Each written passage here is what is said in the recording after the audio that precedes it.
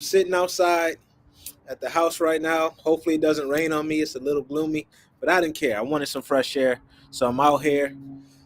I decided to go live right now because I realized I hadn't gone live today. So, what I want to speak about just in a short live today is moving forward past adversity, overcoming that adversity so you can design a life and business you don't need a vacation from. Often, we get so focused on what we're going through that we don't understand that it's a temporary circumstance or situation. And I know that a lot of things feel really, really, really devastating and they can seem drastic, but there is always light at the end of the tunnel. Why? Because we can decide that there's light at the end of the tunnel. The beauty about being human is that it's really about how you deal with circumstances and it's about perception. See, your perception is your reality. So, what does that mean?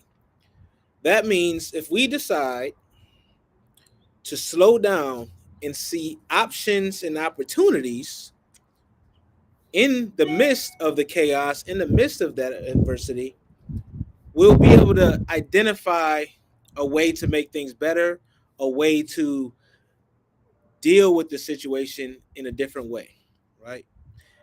I had to learn this the hard way. I've been in some interesting situations in my life, and what I realized was it wasn't the situation as much as how I perceived it and how I handled it mentally, internally, right? That was the hardest battle that I faced was the internal chaos that was going on in the midst of everything. So if you can slow down and ask yourself, how do I improve the way I perceive what's going on right now? What options do I have to make this better? Then you will realize that there is more to it than what the eye and the heart is telling you in that moment. So I want to leave you with that. Ask yourself those two questions. See what you come up with.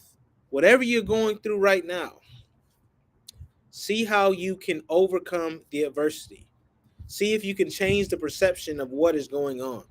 I know there's a lot that we deal with on a daily basis as adults, right? As entrepreneurs, as leaders, but there's always